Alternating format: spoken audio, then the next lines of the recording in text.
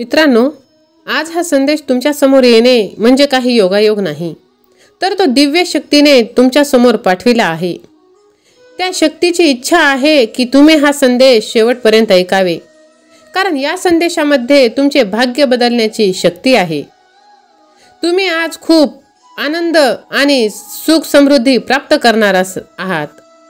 विश्वास असेल तरच हे संदेश लाईक करा आणि कमेंटमध्ये श्रीपाद प्रभूंचा जयघोष करायला विसरू नका, कारण त्यांच्या जयघोषात एवढी शक्ती आहे की तुमचे बंद नशिबाचे दरवाजे सुद्धा उघडले जातील।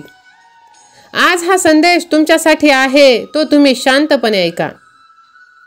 मित्रांनो, बस झालं, आता खूप झालं त्यांच्यासाठी रडत बसणं, त्यांची वाट बघणं, स्वतःला त्रास करून घेणं। जर का त्याला खरंच तुमची एवढी काळजी असती ना, तर त्यांनी तुमची विचारपूस तरी केली असती। खऱ्या आयुष्यात या रियालिटीला सामोरे जा। जेवढे दिसतं तेवढं सगळं सोपं नसणार आहे। तुम्हाला अजून स्ट्रॉंग व्हायचं आहे। आतून स्वतःला खूप मजबूत, कणखर, खंबीर बनवायचं आहे। आणि हे तेव्हाच शक्य आहे, फक्त जर तुम्ही ठरवलं तरच हे शक्य आहे। त्यामुळे जास्त विचार करत बसू नका, चिंता करत बसू नका। तुमच्या डोक्यात आता खूप विचार चालू असतील, विचारांचा गोंधळ असेल की पुढे काय करू, कसं करू, कसं होईल, काय होईल, मला जमेल की नाही, सगळं ठीक होईल की नाही।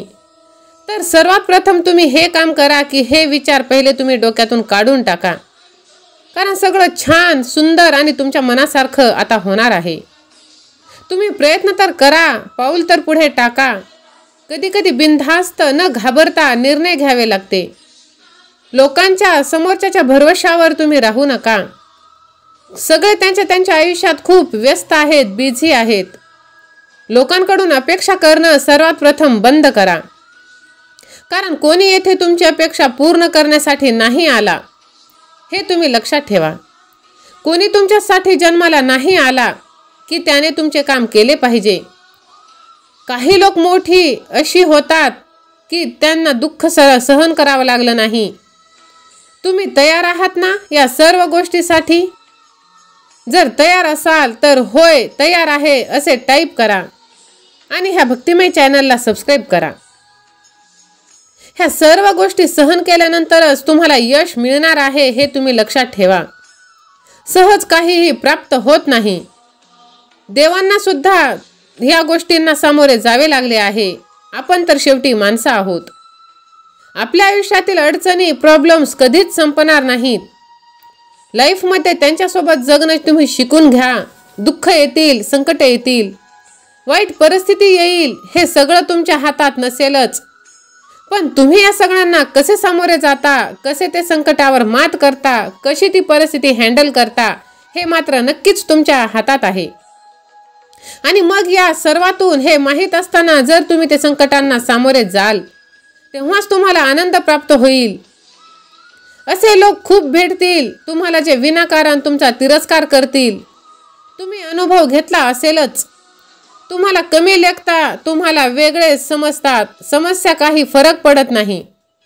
ते बोलल्याने तुम्ही मोठे किंवा छोटे होत नाही किंवा तुम्ही वेडे ठरत नाही। तुम्हाला माहीत आहे ना तुम्ही काय आहात, तुमच्या भगवंताला माहीत आहे तुम्ही कसे आहात।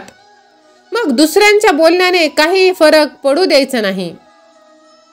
फक्त आपले कर्म चांगले ठेवायचे, भगवंतावरती विश्वास ठेवायचा आणि यशस्वी व्हायचं। आणि मग बघा, त्या माणसांना अजून जास्त त्रास होईल जे तुम्हाला नावे ठेवत होती। ही तीच माणसे जी उद्या तुमचं गोड गोड गाणी गातील, लक्षात ठेवा।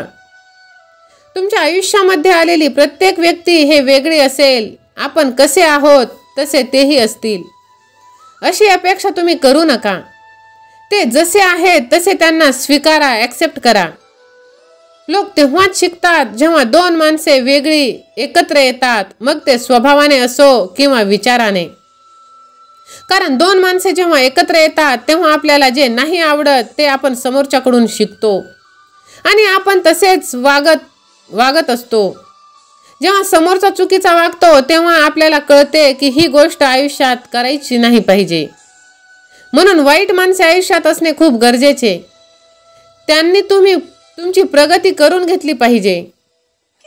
तुम्ही यशस्वी नक्कीच होणार आणि तुम्ही प्रगती नक्कीच करणार, कारण तुम्ही माझे प्रिय भक्त आहात आणि मी तुमच्यावरती खूप प्रेम करतो. विश्वास असल्यास माझ्या देवावर प्रेम आहे असे टाईप करा आणि हा संदेश आपल्या प्रियजनांना शेअर करा, कारण तुमच्या एका शेअरने कोणाच्या तरी हरलेल्या मनाला आनंद मिळतो आणि त्याची जगण्याची इच्छा वाढते आणि नकळत तुम्ही पुण्याचे भागीदार बनता.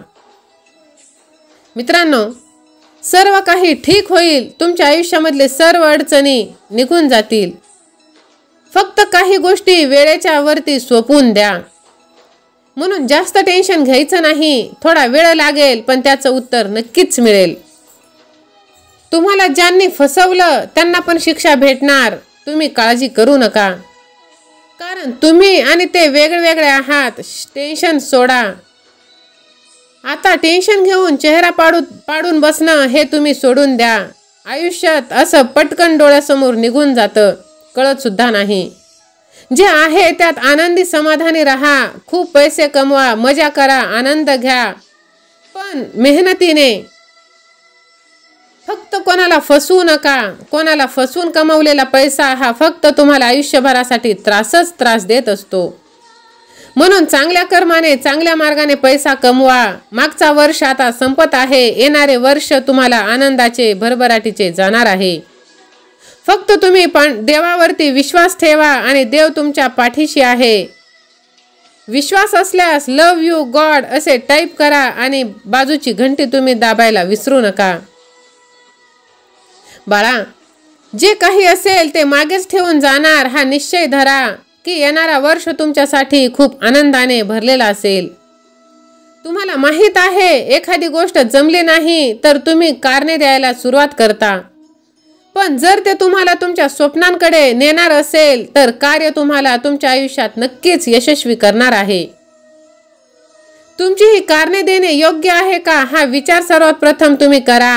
तुम्हाला एखादी गोष्ट नसेल करायची तर तुम्ही कारणे देता, पण तीच गोष्ट तुम्हाला तुमच्या स्वप्नांच्या जवळ घेऊन जात असते.